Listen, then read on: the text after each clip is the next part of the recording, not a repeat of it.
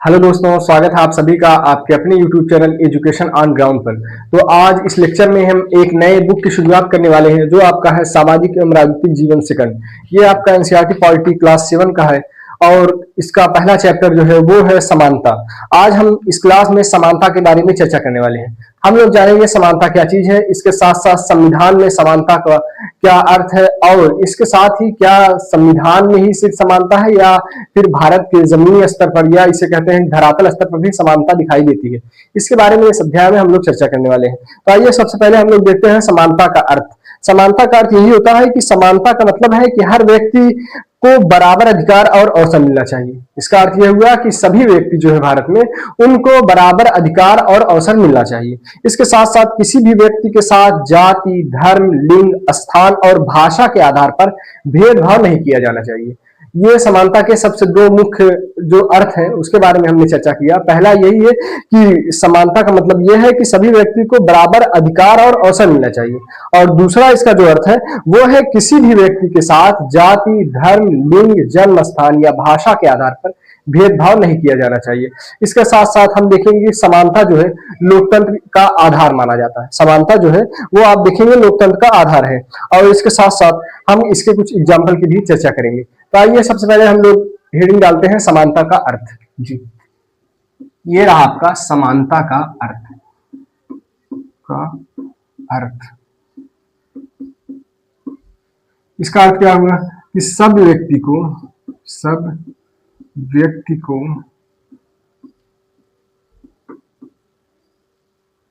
बराबर अधिकार और अवसर मिलना चाहिए। यही आपका एक तरह से समानता माना जाएगा कि सब व्यक्ति को अगर बराबर अधिकार और अवसर मिलना चाहिए तो आप देखेंगे उसे समानता कहा जाएगा।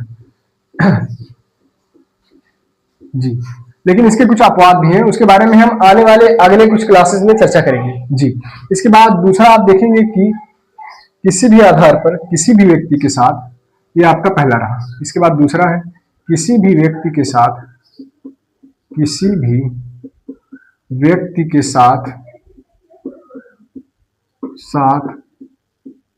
धर्म, जाति, लिंग, जन्म स्थान और इसके साथ साथ भाषा के आधार पर भेदभाव नहीं हो,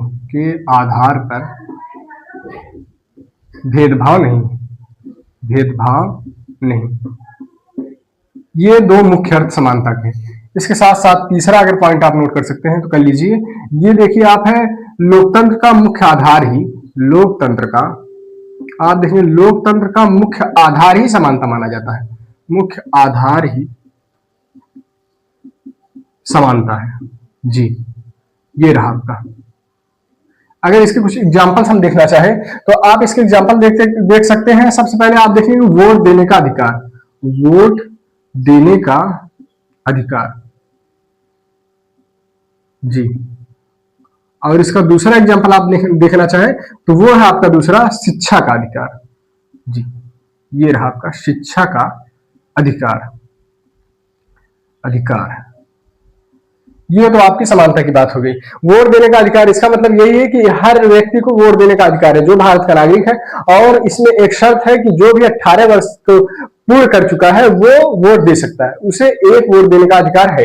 और इसके साथ साथ देखेंगे शिक्षा का अधिकार भी दिया गया है। आप देखेंगे वोट देने का अधिकार भी एक संवैधानिक अधिकार है जो अनुच्छेद 326 में बात कही गई है।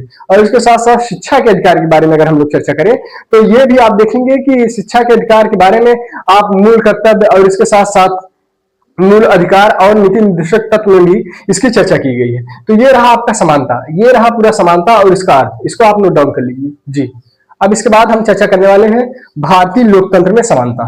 जी, अब हम बात करेंगे भारतीय लोकतंत्र में समानता। अब तक तो हमने देखा समानता के अर्थ के बारे में। जी, अब इसके बाद हम अगली हेडिंग देखने वाले हैं भारतीय लोकतंत्र जो है उसमें किस तरह की समानता है। जी, ये रहा आपका भारतीय लोकतंत्र में समानता। जी, ये रहा आपका भारतीय लोकतंत्र में समानता। तो भारतीय लोकतंत्र में समानता, सबसे पहले आप देखेंगे समानता को मौलिक अधिकार जो है उसमें एक पार्ट ही पूरा समानता का है, जो अनुच्छेद 14 से 18 है, वो पूरा समानता का ही पार्ट कहा जाता है जी। इसमें देखेंगे समानता का अधिकार अनुच्छेद 14 से 18, अनुच्छेद 14, अनुच्छेद, एक मिनट, अनुच्छेद 14, उसके बाद 15, उसके बाद 16, उसके बाद 17 जी। ये आप देखेंगे समानता के बारे में, इन सब के बारे में चर्चा किया गया है। तो अनुच्छेद 14 में क्या है आपका, उसके बारे में 15, 16, 17 में क्या है उसके बारे में आइए चर्चा कर ले। अनुच्छेद 14 में आपका है कानून के समझ समानता, कानून की समझ समानता जी। ये रहा आपका अनुच्छेद 14। और इसके बाद आप 15 देखेंगे तो क्या है, 15 है आपका अनुच्छेद 15 जो है वो है भेदभाव पर रोक, भेदभाव पर रोक जी। अनुच्छेद 16, अनुच्छेद 16 में आप रोजगार में समान अवसर, रोजगार में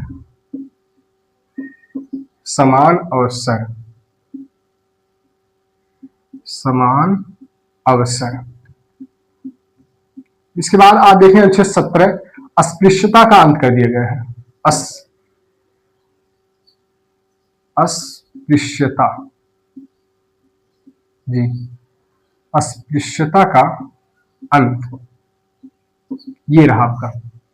तो अनुच्छेद 14, 15, 16 और 17 ये रहा समानता का अधिकार। आप देखिए 14 से 18 में भारत के संविधान के मौलिक अधिकार में इसके बारे में चर्चा किया गया है। तो हम सबसे पहले देखते हैं कानून के समझ समानता क्या होता है। इसका अर्थ यह हुआ कि कोई भी जो अपराध करेगा और वो किसी भी पद पर हो, इसके साथ साथ एक साधारण व्यक्ति भी हो, उन दोनों के लिए एक ही कानून है, यानी जिस अपराध के लिए एक दंड दिया जाएगा, समान दंड वो किसी भी पद पर है उसको भी और जो साधारण व्यक्ति है उसको भी ये समान दिया जाएगा। इसीलिए कहा जाता है कानून की समझ सब समान है और कोई भी कानून के ऊपर नहीं है। इसके बाद हम देखते हैं भेदभाव पर रोक। इसका अर्थ क्या हुआ, भेदभाव पर रोक का मतलब ये होता है कि किसी भी व्यक्ति के साथ, किसी भी व्यक्ति के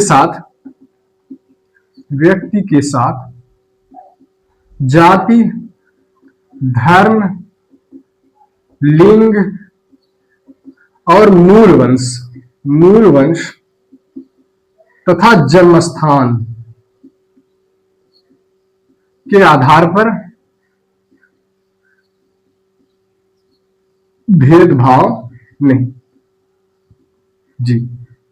अनुच्छेद 15 एक तरह से आपका यही कहता है कि किसी भी व्यक्ति के साथ आप देखेंगे वो किसी भी जाति से या किसी भी धर्म से हो या कोई भी लिंग रखता हो, जो पुरुष हो या स्त्री हो या थर्ड जेंडर हो, इसके साथ साथ मूल वंश हो, उसका वंश कोई भी हो और इसके साथ साथ वो किसी भी स्थान से संबंध रखता हो, उसका जन्म स्थान कोई भी हो, इस आधार पर किसी भी व्यक्ति के साथ भारत में भेदभाव नहीं किया जाएगा। ये आपका अनुच्छेद 15 कहता है। इसके बाद हम देखेंगे रोजगार में समान अवसर। रोजगार में समान अवसर का अर्थ यही है कि जो भी रोजगार या जो भी सरकारी नौकरियां आएंगी उसमें सभी लोगों को समान अवसर मिलेंगे। लेकिन आरक्षण एक रूप है जिसका कुछ अपवाद है, इसके बारे में हम आने वाले कुछ क्लासेस में या आने वाले स्टैंडर्ड बुक्स में इसके बारे में चर्चा करेंगे कि आरक्षण का इसमें किस तरह से प्रावधान किया गया है। इसके बाद हम लोग देखेंगे अस्पृश्यता का अंत। आप देखेंगे कि एक सबसे बड़ी सामाजिक बुराई थी जो अछूतों के लिए कही जाती थी, जो पिछले बिल्कुल पिछड़े लोग थे और इसके साथ साथ जो दलित वर्ग थे उनको अस्पृश्यता के अंतर्गत रखा जाता था। और इसीलिए जो है कि आप देखिए अस्पृश्यता का अंत कर दिया गया अनुच्छेद 17 में। ये गांधी जी का सबसे मूल सिद्धांत था जी। और इसके बाद अब हम लोग चर्चा करने वाले हैं गरिमा की। ये आपका है, इसको आप नोट डाउन कर सकते हैं जी।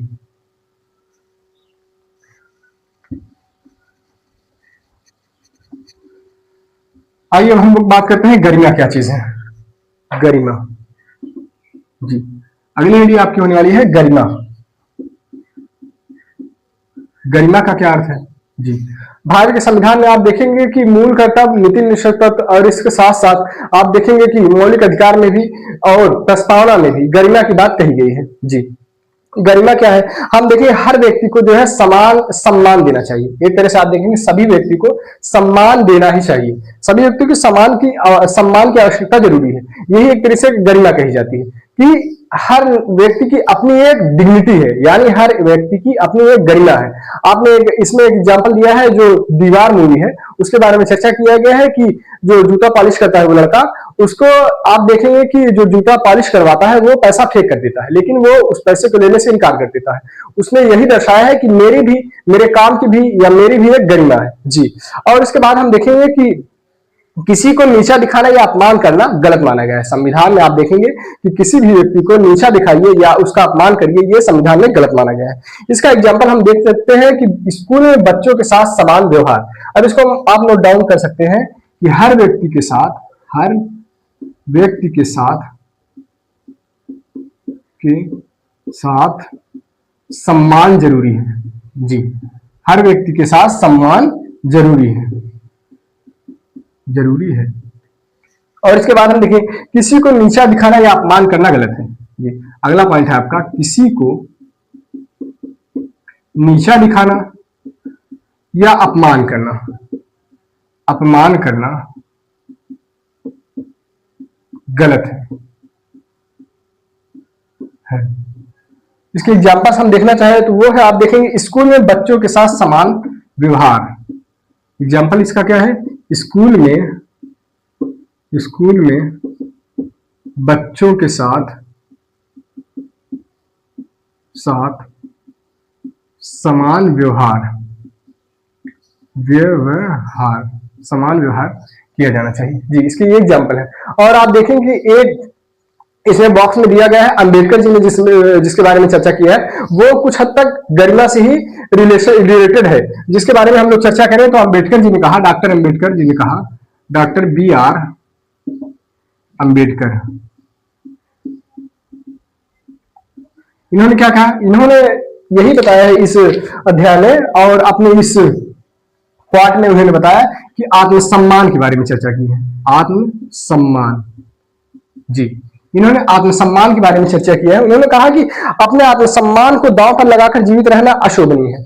उन्होंने सबसे बड़ी बात यही कही है कि ये गरिमा की एक सबसे मुख्य क्वाट आप मान सकते हैं इसको, कि अपने आत्मसम्मान को दांव पर लगाकर जीवित रहना अशोभनीय है।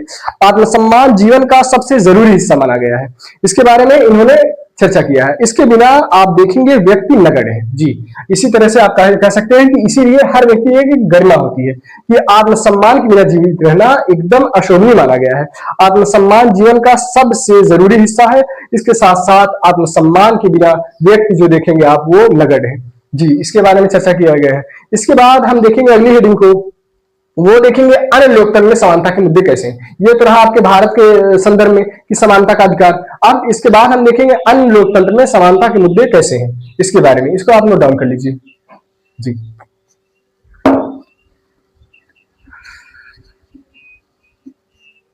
अगली हेडिंग आपकी होगी अन्य लोकतंत्र में समानता के मुद्दे। अन्य लोकतंत्र में समानता के मुद्दे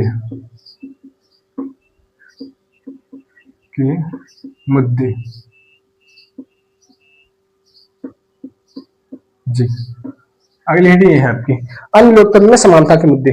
इसका एग्जांपल हम अमेरिका के संदर्भ में लेते हैं जी। अमेरिका में आप देखिए अश्वेत लोगों के साथ भेदभाव होता था। आज से आप देखेंगे 60 से 70 वर्ष पहले 1950 के दशक में आप देखेंगे अमेरिका में जो है कि अश्वेत लोगों के साथ भेदभाव किया जाता था। इसमें स्कूल, बस, नौकरी आदि चीजों में उनके साथ अलग व्यवहार किया जाता था जी। अश्वेत कौन थे? अश्वेत जो थे वो अफ्रीकी अमेरिकन कहे जाते थे। अफ्रीकी अमेरिकन जी, अमेरिकन वो कौन था? वही लोग अश्वेत एक तरह से कहे जाते थे। अश्वेत, अफ्रीकी अमेरिकन इनको कहा जाता था, अश्वेतों को। इनके साथ आप देखेंगे कि भेदभाव होता था और इसके साथ साथ बस, स्कूल और नौकरी में अलग व्यवहार किया जाता था जी। अश्वेत लोगों के साथ, अश्वेत कहा, ये किसका एग्जाम्पल है? ये आपका यूएसए जी, यूएसए लिख लीजिए आप, यूएसए अमेरिका में जी। अमेरिका में अश्वेत लोगों के साथ भेदभाव किया जाता था और इसके साथ साथ स्कूल, चलिए दोनों पॉइंट हम लिखवा देते हैं। अश्वेत लोगों के साथ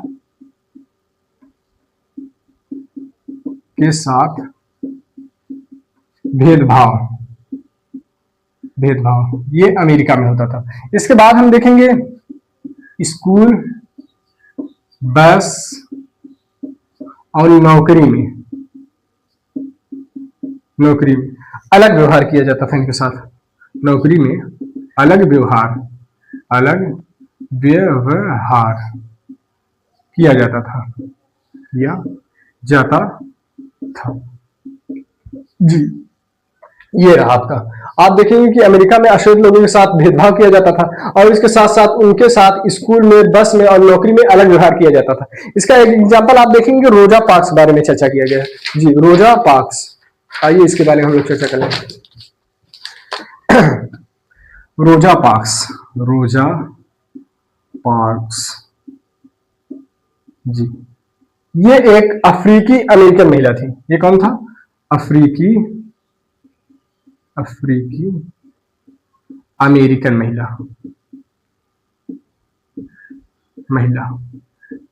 रोजा पार्क्स जो थी वो एक अफ्रीकी अमेरिकन महिला थी। इन्होंने दिन भर वर्क करने के बाद जब ये सीट पर आकर अपने बस में सीट पर बैठी, तो उसके बाद उसका वो नियम होता था कि सीट से अगर कोई गोरा व्यक्ति आता था तो काले व्यक्ति की, यानी अश्वेत व्यक्ति को, अफ्रीकी अमेरिकन को सीट छोड़ना पड़ता था। लेकिन इन्होंने सीट छोड़ने से इनकार कर दिया, सीट मतलब छोड़ने से मना कर दिया।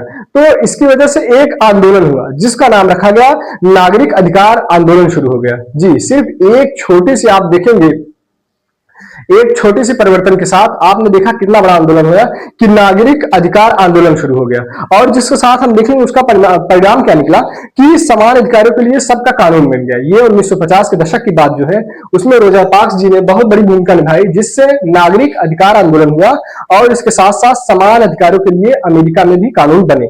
जी, इन्होंने, इसके कुछ एग्जाम्पल आप लिख सकते हैं कि इन्होंने सीट छोड़ने से इनकार कर दिया। सीट छोड़ने से इनकार कर दिया। पहले नियम यही था कि अगर कोई भी अमेरिकन आ गया तो आपको बस का सीट छोड़ना पड़ता था, लेकिन ये बहुत ज्यादा थकी हुई थी और इसके साथ साथ ये एक सामाजिक परिवर्तन भी लाना चाहती थी। इसी वजह से इन्होंने सीट छोड़ने से इनकार कर दिया। इसके बाद आप देखेंगे नागरिक अधिकार आंदोलन हुआ। नागरिक अधिकार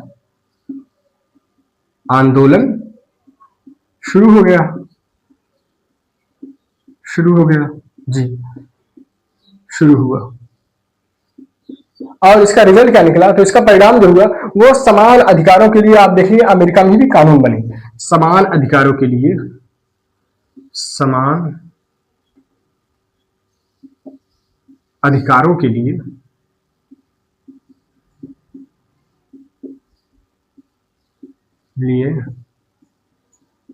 कानून बने। जी, तो ये रहा आपका अन्य लोकतंत्र में समानता के मुद्दों के बारे में। तो इसको आप नोट डाउन कर सकते हैं। जी, और इसके बाद हम लोग लास्ट हेडिंग देखेंगे, लोकतंत्र की चुनौतियां। जी, समानता में लोकतंत्र की चुनौतियों के बारे में हम लास्ट हेडिंग के बारे में चर्चा करेंगे। जी, आप देख सकते हैं लोकतंत्र की चुनौतियां,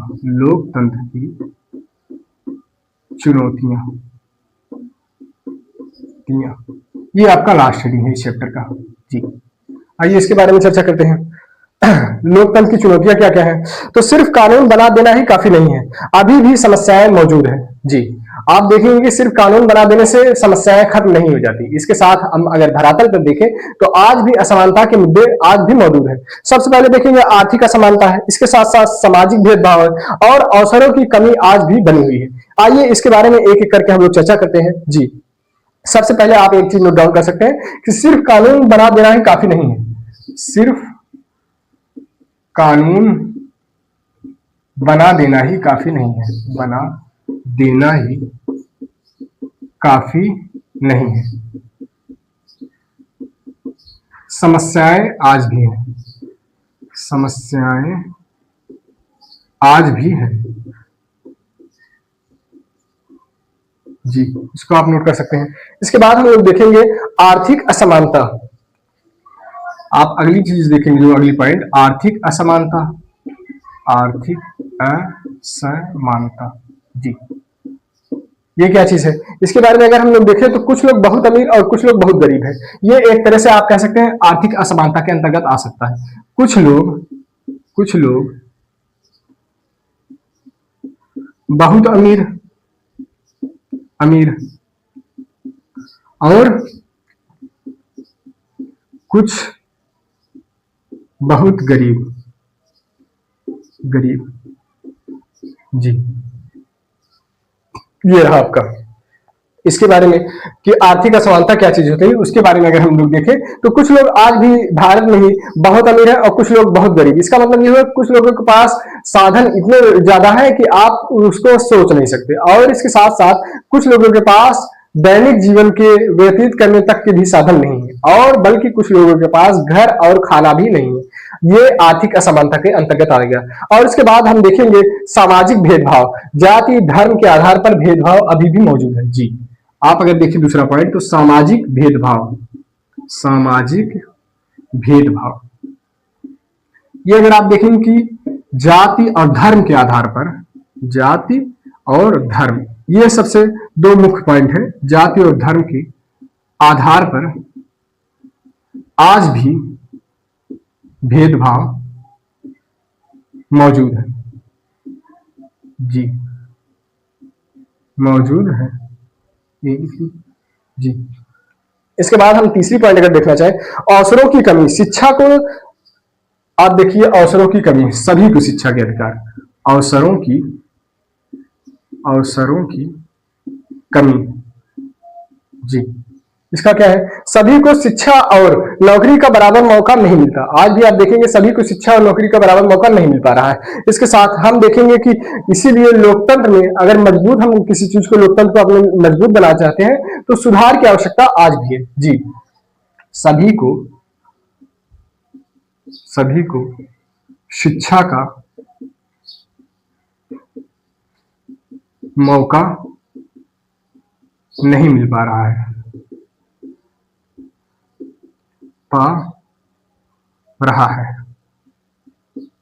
जी, नहीं मिल पा रहा है। इसके साथ हम लोग देखेंगे लोकतंत्र को निष्कर्ष अगर देख लें, इसको आप निष्कर्ष भी लिख सकते हैं। निष्कर्ष आपका क्या है कि लोकतंत्र को मजबूत बनाने के लिए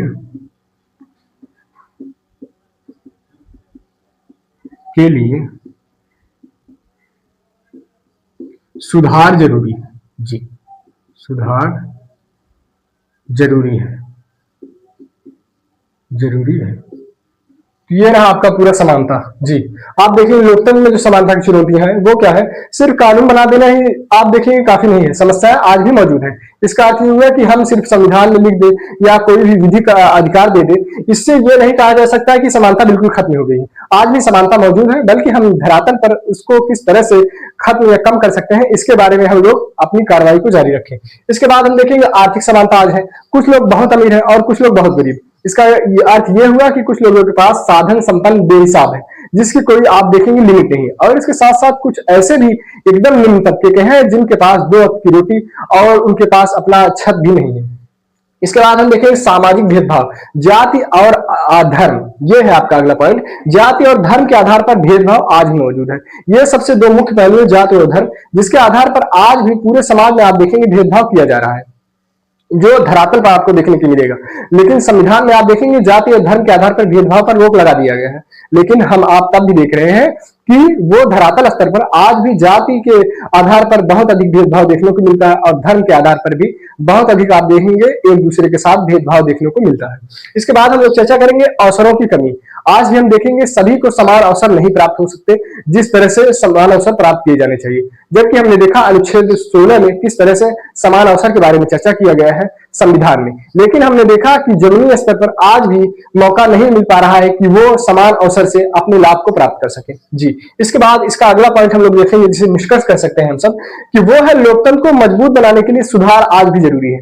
आप अगर भारतीय लोकतंत्र को मजबूत बनाना चाहते हैं तो उसके लिए सुधार आज भी बहुत ही जरूरी है। जी, तो ये रहा आपका पूरा क्लास, और अगर क्लास अच्छा लगा हो तो यस कीजिएगा। इसके बाद हम लोग नेक्स्ट चैप्टर आप लोगों को लेकर मिलेंगे जिसमें हम देखेंगे राज्य सरकार के बारे में। तो थैंक्स फ्रेंड्स, थैंक्स गाइज, मिलते हैं हम लोग नेक्स्ट लेक्चर में।